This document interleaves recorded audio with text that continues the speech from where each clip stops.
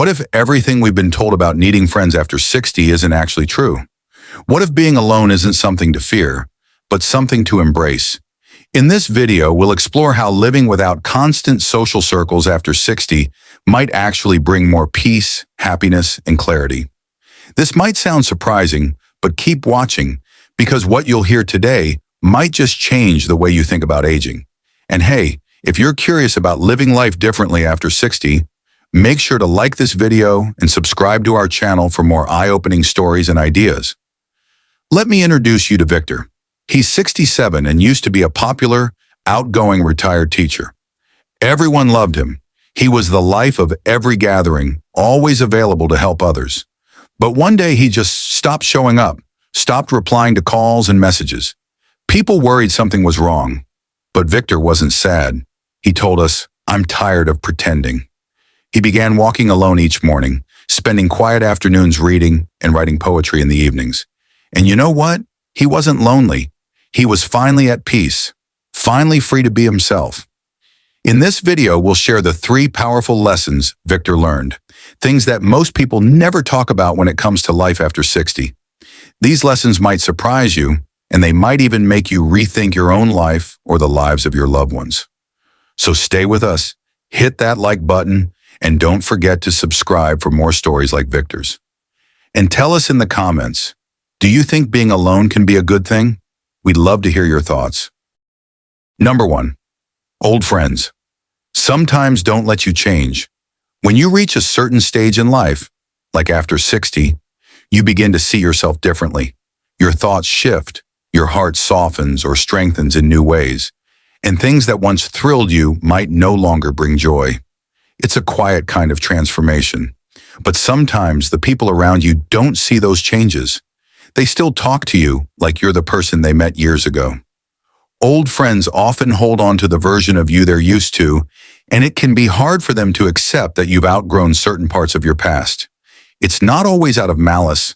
Often, they just don't notice. They still invite you to the same places, bring up the same stories, or expect you to laugh at the same old jokes. You might go along with it for a while, smiling through conversations that don't feel quite like you anymore.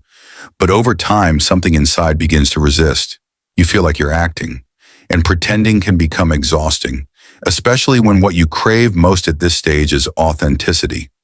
Sometimes that means having to gently let go of relationships that no longer reflect who you are. It's not about blame or resentment. It's about understanding that not every connection is meant to last forever. Just like seasons change, so do people. Holding on to friendships that pull you backward can weigh on your spirit. You're not abandoning them. You're simply choosing to honor the person you're becoming. Letting go can feel lonely at first, but in that quiet space, something beautiful happens. You start hearing your own voice more clearly. You begin choosing things that truly matter to you now. Not things that mattered when you were 30 or 45, but things that resonate with your soul today. And without the pressure to stay the same, you find room to evolve, to enjoy your life on your terms. This chapter of life isn't about fitting into old roles. It's about discovering new ones. It's a time to surround yourself with people who see the real you right now and love that version just as much. Growth doesn't always look loud or dramatic. Sometimes it looks like quietly walking away from what no longer feels true and walking toward yourself instead. Number 2, your energy is precious. Don't waste it on draining people. After you turn 60, something shifts. Life slows down just enough for you to start noticing the little things, the morning light through the window, the sound of birds, the feeling of calm after a good cup of tea.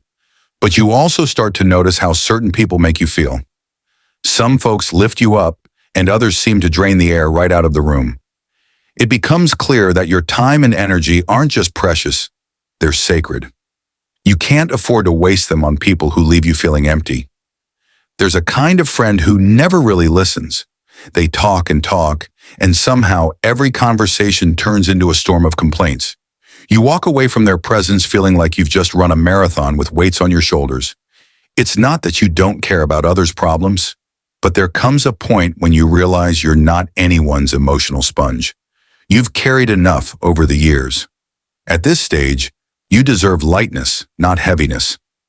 Victor, an old neighbor of mine, once said something that stuck with me. Peace is quiet, and you can't feel it if you're always around noise.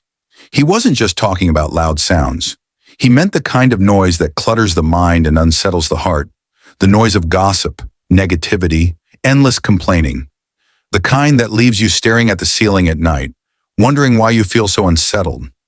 It's hard to heal, reflect, or even breathe in that kind of atmosphere. There was a time when you might have put up with it, out of politeness, habit, or the belief that you owed your time to everyone who asked for it. But now things are different. You understand your worth.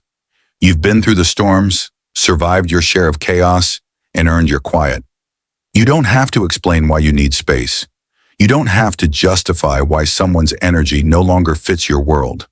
It's not cruelty, it's clarity. When you begin to choose peace over noise, you start noticing how much better you feel. Mornings feel lighter. Conversations become meaningful again. Even sitting in silence feels good because it's not filled with the weight of someone else's drama. It's your space now, and you get to decide who walks into it. Protecting your energy isn't selfish, it's survival. It's how you make room for the joy, creativity, and calm that still want to find you. Life after 60 is not about shrinking away. It's about leaning into what truly matters. It's about creating a world where you feel safe, seen, and strong. And that world can't be built around people who take more than they give. You've done your part. You've given enough. Now it's time to receive the quiet strength of peace and never feel guilty for choosing it. Number 3, being alone isn't the same as being lonely. Victor always woke up before the sun. While the world still slept, he laced up his shoes and stepped out into the crisp morning air. There were no sounds except the soft rustle of trees and the distant calls of early birds. For him, this quiet time wasn't lonely. It was something sacred. It was during these walks that he felt the most connected to himself. No phones ringing, no one asking questions, just the soft rhythm of his footsteps and the stillness of dawn. These simple moments made him feel deeply alive. There's a common idea that being alone means being lonely, but they aren't the same thing at all. Victor never felt lonely in those quiet hours. In fact, it was the opposite. When he was alone, he found a kind of peace he couldn't get in a room full of people. He had space to think, to breathe, to just be, and that gave him a sense of freedom. Freedom from noise, from pressure, and from having to be anything but himself. As the years passed, Victor began to realize how valuable that solitude really was. After 60, he noticed something interesting. While many of his friends talked about feeling isolated or overwhelmed, he felt calm. He didn't need constant company or conversation. He needed clarity, and he found it in those quiet pockets of his day. That quiet was like medicine. It lowered his stress. It helped him sleep through the night, and somehow it kept his mind sharp and clear.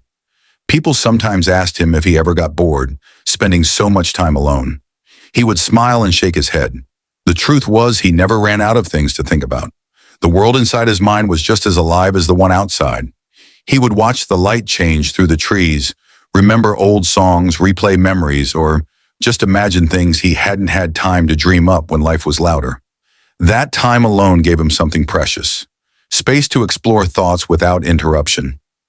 There were moments, of course, when he missed the sound of familiar voices, but that didn't make him lonely. It made him grateful. Grateful for the people he had loved and the stories they had shared. And when he did see family or friends, he was fully present with them. His alone time had taught him to really listen, to appreciate connection instead of taking it for granted. Being alone had strengthened the way he related to others. Some people fill their days with noise because they're afraid of silence, but Victor had made peace with it. Silence to him wasn't empty. It was full of possibility. It was where he could hear his own thoughts clearly, where he remembered who he was beyond roles and routines. And as he aged, that clarity became even more important. It helped him navigate the changes that come with growing older, not with fear, but with grace. Victor's story is a reminder that solitude can be beautiful. Being alone doesn't mean you're missing something. Sometimes it means you're finding it. There's a richness in those quiet moments that can't be bought or borrowed. And for those who embrace it, especially later in life, being alone becomes less about absence and more about presence. Victor doesn't go to parties anymore. He doesn't feel the need to please everyone. And for the first time in years, he says he feels real happiness.